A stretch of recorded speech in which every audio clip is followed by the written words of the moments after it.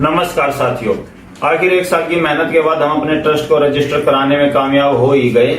इस वीडियो में मैंने अपनी ट्रस्ट डीड के उद्देश्यों और नियमों के बारे में बारीकी से बताया है। वीडियो थोड़ी लंबी हो सकती है, लेकिन मैं चाहता हूं कि जो भी नास्तिक साथी हमसे जुड़ना चाहे वो एक बार इस वीडियो को जरूर ध्यान से देखे, ताकि उसे पता चल सके कि हमारा इरादा पूरी तरह से नेक है और ये केवल नास्तिकों की एसोसिएशन नहीं है, बल्कि हर तरह की सामाजिक बुराई को खत्म करके एक बेहतर समाज बनाने की शुरुआत है। ज्यादा वक्त ना लेते हुए मैं सीधे ट्रस्ट डीड के बारे में बताना शुरू करता हूँ। ये पहला पेज है साथियों, जिस पर मेरी और विपिन भाई की फोटो लगी हुई है। हम दोनों ने मिलकर इसे रजिस्टर कराया है। अब पेज नंबर 2 पर मेरा नाम, एड्रेस, आधार नंबर, पैन नंबर है, जिसके अंतर्गत बताया गया है कि हमने इस एड्रेस पर इस ट्रस्ट को रजिस्टर करवाया है। साथियों, ये है ट्रस्ट की डीड का पेज नंबर 3। यहाँ से आपका असली काम शुरू होता है, जो आपको जानना चाहिए कि हमने ट्रस्ट डीड में क्या क्या लिखा है। सबसे पहले ट्रस्ट का नाम, जो कि नास्तिक चैरिटेबल ट्रस्ट है। उसके बाद इसका हेड ऑफिस, जो पोल नंबर 401 के पास समस्तपुर खालसा विलेज, नई दिल्ली में है। अब ये है ट्रस्ट के उद्देश्य जो हमने ट्रस्ट डीड में लिखे हैं। सबसे पहला उद्देश्य साथियों कि हम देश की एकता और अखंडता को बनाए रखने के लिए कार्य करेंगे और लोगों में देशभक्ति और त्याग की भावना का विकास करेंगे। साथ ही उन्हें राष्ट्र सेवा करने के लिए प्रेरित भी करेंगे। दूसरे उद्देश्य में हमने देश के लिए साहसी, उच्च नैतिक मूल्य और देशभक्ति की भावना से भरे हुए नागरिकों का निर्माण करने की बात कही है। अब उद्देश्य 3 में हमने 15 अगस्त, 26 जनवरी और शहीद और क्रांतिकारियों के जन्म दिवसों को मनाने की बात कही है, जैसे भगत सिंह, चंद्रशेखर आजाद और अंबेडकर जी के जन्म दिवसों को मनाना। उद्देश्य 4, ये केवल नास्तिक लोगों का समूह होगा जो किसी भी प्रकार के भगवान के अस्तित्व, वेद, शास्त्र, बाइबल और कुरान जैसी धार्मिक पुस्तकों में विश्वास न करते हुए विज्ञान और मानवता की सेवा करेंगे। साथ ही किसी भी जाति, धर्म या रंग के आधार पर किसी के साथ कोई भेदभाव नहीं करेंगे।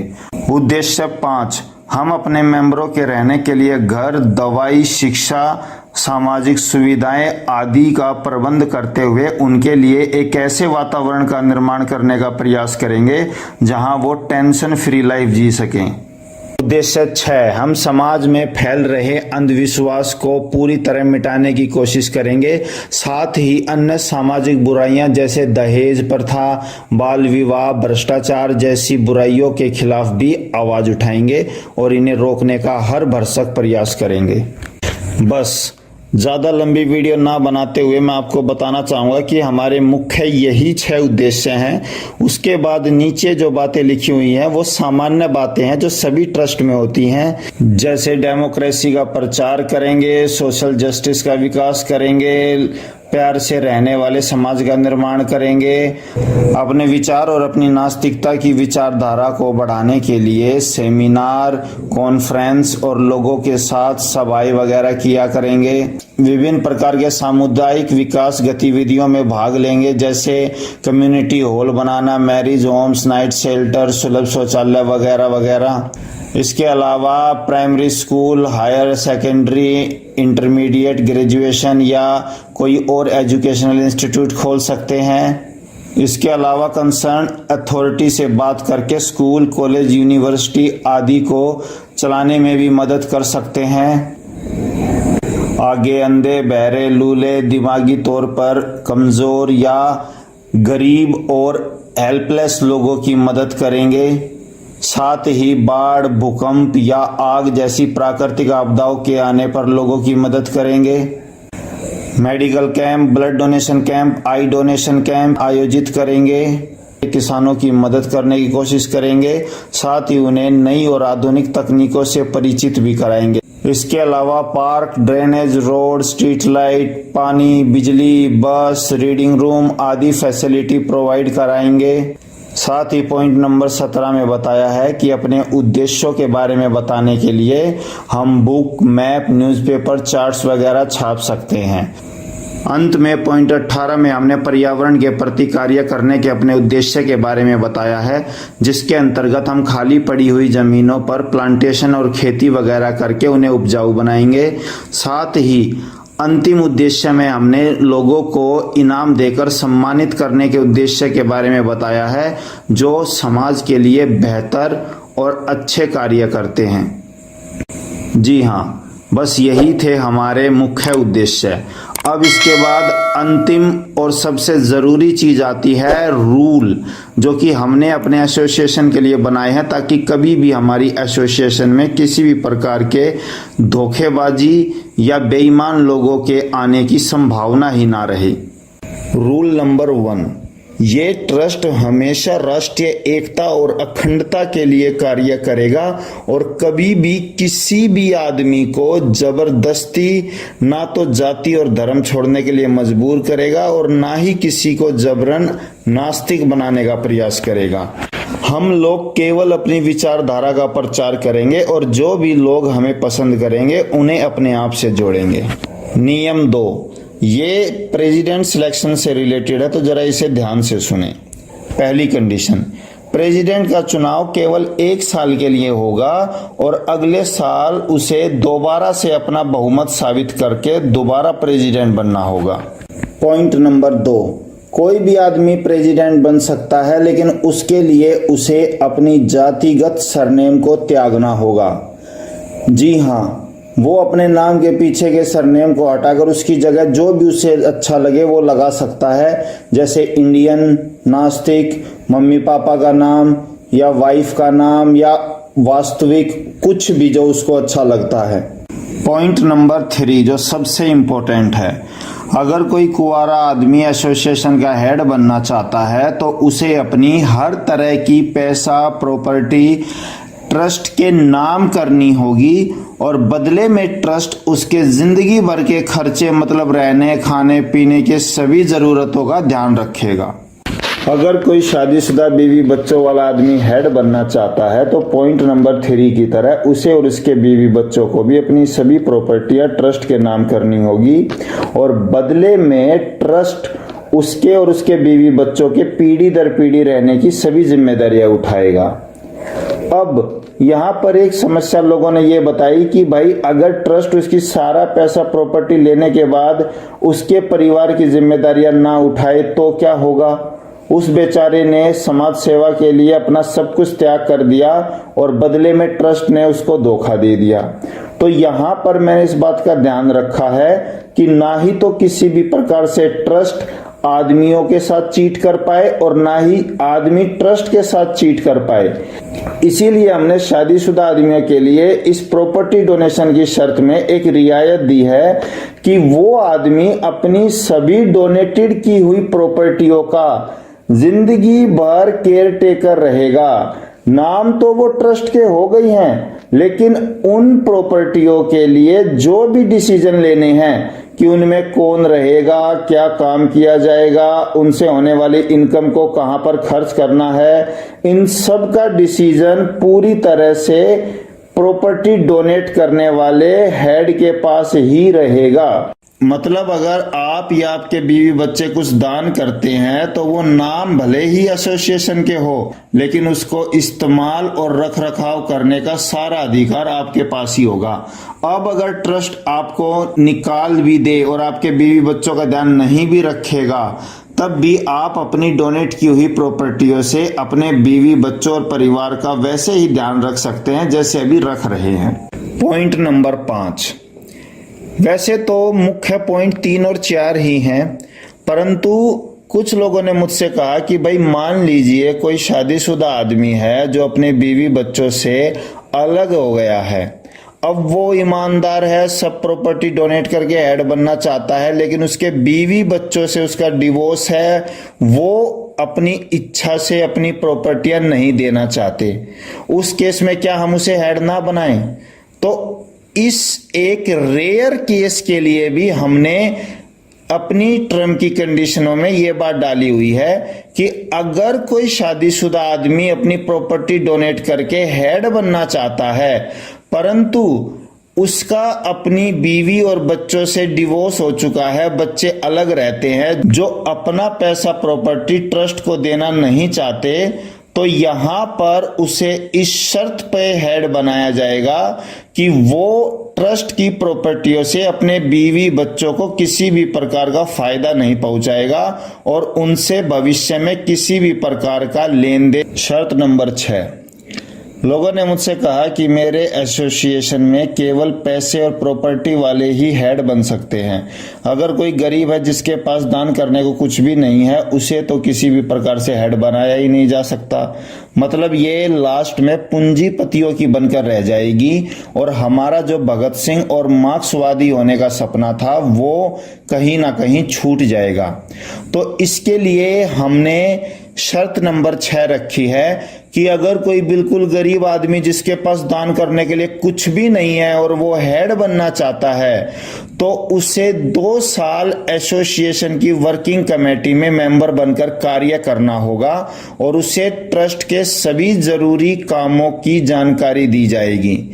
2 साल पूरे होने के बाद वो बिना कोई एक भी पैसा डोनेट किए ट्रस्ट का प्रेसिडेंट बन सकता है।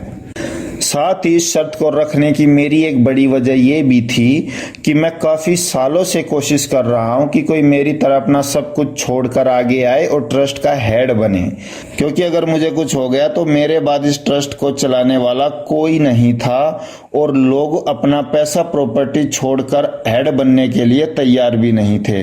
जुड़ना सब चाहते हैं, लेकिन हेड का त्याग करने के लिए कोई आगे नहीं आ रहा था।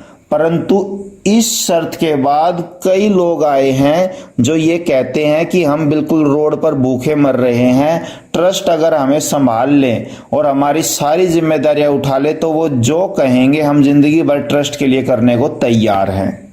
और इससे अब मुझे मेरे बाद हेड बनने के लिए काफी लोग मिल गए हैं। हमें बस उन्हें थोड़ी सी ट्रेनिंग देनी है और एसोसिएशन के काम सिखाने हैं। उसके बाद हमारे पास हेड बनाने के लिए लोगों की कमी नहीं रहेगी। शर्त नंबर 7, हेड बनने के बाद अगर भविष्य में उसके या उसकी फैमिली के नाम कुछ भी पाया जाता है तो वह ट्रस्ट के द्वारा जब्त कर लिया जाएगा और उसकी फैमिली को इस पर कोई भी ऑब्जेक्शन नहीं होगा। शर्त नंबर 8, अगर एक से ज्यादा आदमी अपनी प्रॉपर्टी डोनेट करके हेड बनना चाहते हैं तो इलेक्शन कराया जाएगा, जिसको ज्यादा वोट मिलेगी वही हेड बनेगा। और अगर बाई चांस एक ही आदमी है जो अपनी पैसा प्रॉपर्टी डोनेट करके हेड बनना चाहता है तो कोई इलेक्शन प्रोसीजर अपनाया नहीं जाएगा, वो सीधे हेड बन जाएगा। शर्त नंबर 9, अगर भविष्य में ऐसा हो कि कभी कोई आदमी हेड ही ना बनना चाहे तो उस केस में ट्रस्ट की वर्किंग कमेटी अगला हेड बनने तक ट्रस्ट की सभी कार्य करेगी, उसके रखरखाव का ध्यान रखेगी। बस ट्रस्ट के हेड बनने से रिलेटेड यही शर्तें थी और जो भी ट्रस्ट का हेड बनना चाहता है उसे ये सभी शर्तें माननी होंगी। अब आ जाइए शर्त नंबर 3, ट्रस्ट की वर्किंग कमेटी या ट्रस्ट के बोर्ड से रिलेटेड शर्तें। ट्रस्ट के बोर्ड या वर्किंग कमेटी का पहला कार्य तो यही है कि ये प्रेसिडेंट और ट्रस्ट के सभी कार्यों पर नजर रखेगी, साथ ही प्रेसिडेंट को समय समय पर सलाह भी देती रहेगी और इस बात का ध्यान भी रखेगी कि प्रेसिडेंट द्वारा किसी भी प्रकार की धोखेबाजी ना की जा रही हो। अगर प्रेसिडेंट किसी भी प्रकार की धोखेबाजी करने की कोशिश करेगा तो यह तुरंत प्रेसिडेंट के बारे में सभी मेंबरों को बता देगी। पॉइंट नंबर 2, बोर्ड या वर्किंग कमेटी के मेंबरों की भर्ती या उन्हें वर्किंग कमेटी से निकालने की पावर केवल वर्किंग कमेटी के मेंबरों के पास ही होगी। वही लोग वोटिंग के द्वारा अपने में से किसी नए मेंबर को भर्ती करेंगे या किसी मेंबर को वर्किंग कमेटी से बाहर निकाल सकते हैं।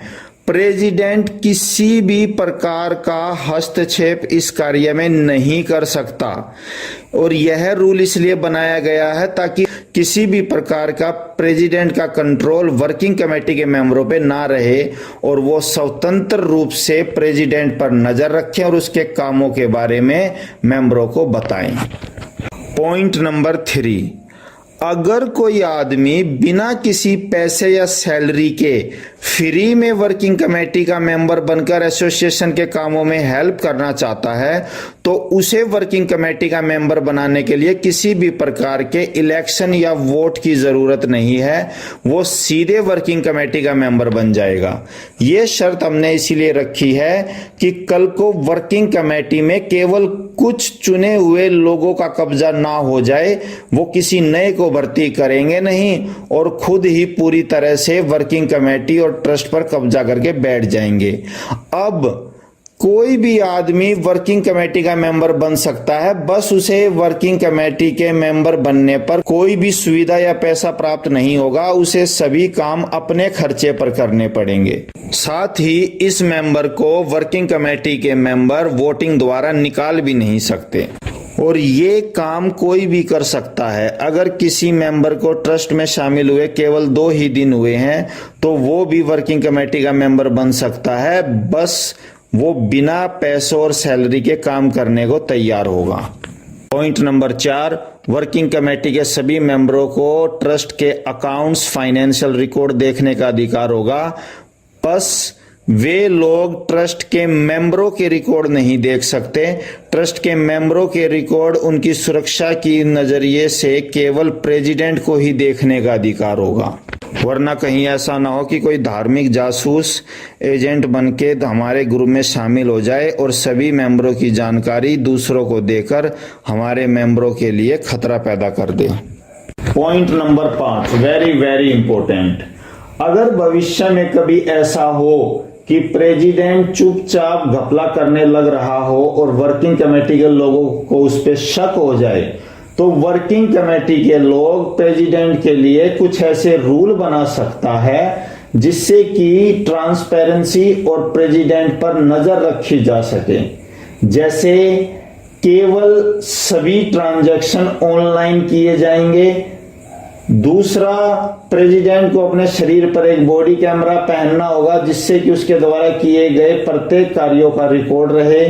तीसरा, 4-5 लोगों की एक ऑब्जर्वेशन टीम बनाकर प्रेसिडेंट के साथ छोड़ी जा सकती है जो प्रेसिडेंट के कहीं भी आने जाने और उसके किए हुए हर काम का ब्यौरा वर्किंग कमेटी और मेंबरों को देती रहेगी और प्रेसिडेंट को इन सभी रूल को मानने में कोई ऐतराज नहीं होना चाहिए, क्योंकि अगर वो पूरी तरह से ईमानदार है तो चाहे उस पर बेशक नजर रखी जाए, उससे उसे कोई ऐतराज नहीं होना चाहिए। पॉइंट नंबर 6, ऊपर वाले 5वें पॉइंट से लोगों को लग रहा होगा कि ऐसे तो हेड इनके हाथ की कठपुतली बन के रह जाएगा, ये उस पर पूरी तरह से नजर रखेंगे और वो बेचारा इनके दबाव में आकर इनके हिसाब से काम करेगा। केवल इसीलिए हमने पॉइंट नंबर 6 रखा है कि जिस प्रकार पॉइंट 5 में वर्किंग कमेटी ने हेड के लिए रूल बनाए थे उस पर नजर रखने के लिए, वैसे ही हेड भी वर्किंग कमेटी के मेंबरों पे नजर रखने के लिए रूल बना सकता है कि वो अपने पास बॉडी कैमरा रखे या एक टीम उन पर नजर रखे और उन लोगों को भी ये सभी रूल नियम मानने में कोई प्रॉब्लम नहीं होनी चाहिए। और इन 2 नियमों के बाद मुझे नहीं लगता कि हमारे ट्रस्ट में अब किसी भी प्रकार के भ्रष्टाचार या बेईमानी करने की थोड़ी सी भी गुंजाइश बची होगी, क्योंकि हेड वर्किंग कमेटी पर और वर्किंग कमेटी हेड पर पूरी तरह से नजर रख सकते हैं। अगर एक ने भी गड़बड़ी की तो वो तुरंत मेंबरों को बता देगा। पॉइंट नंबर 7, प्रेसिडेंट ट्रस्ट के काम करने के लिए वर्किंग कमेटी में से जिसे चाहे उसे कैशियर, सेक्रेटरी, मैनेजर, वकील या ऑडिटर आदि चुन सकता है। साथ ही किसको कितनी सैलरी देनी है इसका फैसला भी पूरी तरह से प्रेसिडेंट ही लेगा। पॉइंट नंबर 8, प्रेसिडेंट और वर्किंग कमेटी ट्रस्ट के रख रखाव और उसके रिकॉर्ड मेंटेनेंस का कार्य करेंगे। पॉइंट नंबर 9, अगर वर्किंग कमेटी का कोई मेंबर अपनी इच्छा से ट्रस्ट के किसी काम पर कोई पैसे खर्च करता है तो उसे वापस लेने के लिए वो प्रेसिडेंट को मजबूर नहीं कर सकता। प्रेसिडेंट या ट्रस्ट की वर्किंग कमेटी अपनी इच्छा अनुसार उसके द्वारा खर्च किए हुए रुपए वापस लौटाने के लिए स्वतंत्र होगी। पॉइंट नंबर 10, वर्किंग कमेटी के किसी भी मेंबर को ईयरली सब्सक्रिप्शन या डोनेशन देने के लिए मजबूर नहीं किया जाएगा। वो लोग बिना कोई पेमेंट किए सीधे वर्किंग कमेटी के मेंबर बन सकते हैं। साथ ही इसमें एक बात और लिख दी गई है कि वर्किंग कमेटी या प्रेसिडेंट कोई भी ट्रस्ट की प्रॉपर्टियों को कभी भी ना तो बेच सकता है, ना गिरवी या गिफ्ट वगैरह करके किसी और को दे सकता है। ये शर्त हमने आगे भी इसमें अलग से बताई है। ये हमने इसीलिए इसमें ऐड की है कि कल को कहीं ऐसा ना हो कि कोई आदमी अपनी थोड़ी सी प्रॉपर्टी डोनेट करके हेड बने और रातों रात ट्रस्ट की सभी प्रॉपर्टियां बेचकर भाग जाए। बस वर्किंग कमेटी से रिलेटेड इतनी ही शर्तें थी। अब उसके बाद डोनेशन और ट्रस्ट को मिलने वाले फंड और पैसों से रिलेटेड कुछ नियम है जो इस प्रकार हैं। पॉइंट नंबर 1, ट्रस्ट कभी भी अपने किसी भी मेंबर या वर्किंग कमेटी के मेंबर को कोई भी डोनेशन, एनुअल सब्सक्रिप्शन या गिफ्ट वगैरह देने के लिए मजबूर नहीं करेगा। ये मेंबरों की खुद की अपनी इच्छा होगी कि वो ट्रस्ट को कुछ भी डोनेट करना चाहते हैं या नहीं करना चाहते। ये शर्त मैंने इसलिए रखी है ताकि किसी भी नए साथी को ट्रस्ट से जुड़ने में समस्या ना आए। अगर ट्रस्ट शुरू में ही मेंबरों से पैसे मांगने लगेगा तो ट्रस्ट को चलाने वालों की नीयत पर ही सवाल खड़े होने लगते हैं कि उन्होंने ये काम लोगों की मदद के लिए नहीं बल्कि पैसे कमाने के लिए शुरू किया है। तो ट्रस्ट कभी भी किसी को मजबूर नहीं कर सकता या नहीं लेगा एक भी पैसा जबरदस्ती उनकी इच्छा के विरुद्ध। पॉइंट नंबर 2, अगर कोई अपनी इच्छा से ट्रस्ट को कुछ डोनेट करना चाहता है तो ट्रस्ट पूरी तरह से स्वतंत्र है उनसे किसी भी प्रकार से डोनेशन लेने के लिए। वो डोनेशन कोई गिफ्ट, कंट्रीब्यूशन, कैश या कोई वस्तु या ब्याज, गवर्नमेंट की मदद या कुछ भी हो सकता है। पॉइंट नंबर 3, ट्रस्ट के पैसे और प्रॉपर्टी का इस्तेमाल केवल ट्रस्ट के लक्ष्य और उद्देश्यों को प्राप्त करने के लिए किया जाएगा, ना कि किसी मेंबर को निजी लाभ पहुंचाने के लिए। पॉइंट नंबर 4, अगर कोई दानकर्ता ये चाहता है कि उसके द्वारा दिए गए कंट्रीब्यूशन या डोनेशन का इस्तेमाल किसी विशेष कार्य के लिए किया जाए तो फिर उसके दान का इस्तेमाल केवल उसके बताए गए विशेष कार्य के लिए ही किया जाएगा। ट्रस्ट उन पैसों का इस्तेमाल किसी दूसरे काम में नहीं कर सकता। पॉइंट नंबर 5, प्रेसिडेंट ट्रस्ट के किसी भी आदमी को ट्रस्ट की प्रॉपर्टी, फंड या इन्वेस्टमेंट को देखने और संभालने की जिम्मेदारी सौंप सकता है। पॉइंट नंबर 6, प्रेसिडेंट ट्रस्ट की प्रॉपर्टियों से होने वाली इनकम और फंड का इस्तेमाल नई प्रॉपर्टियां खरीदने या ट्रस्ट के लिए कोई भी कार्य करने में इस्तेमाल कर सकता है, जैसे मेंबरों के लिए घर बनाना या कोई भी दूसरा कार्य। पॉइंट नंबर 7, ट्रस्टी जो भी डोनेशन ट्रस्ट को देगा उसके लिए उसे एक रसीद मिलेगी।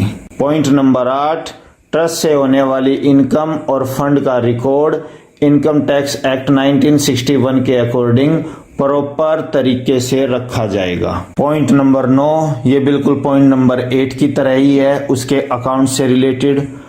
पॉइंट नंबर 10 और आखिरी, अगर ट्रस्ट अपना फंड या पैसे भारत से बाहर किसी दूसरे देश में लगाना चाहता है तो उसे भारतीय सरकार के department CBDT, central board of direct tax द्वारा परमिशन लेनी पड़ेगी।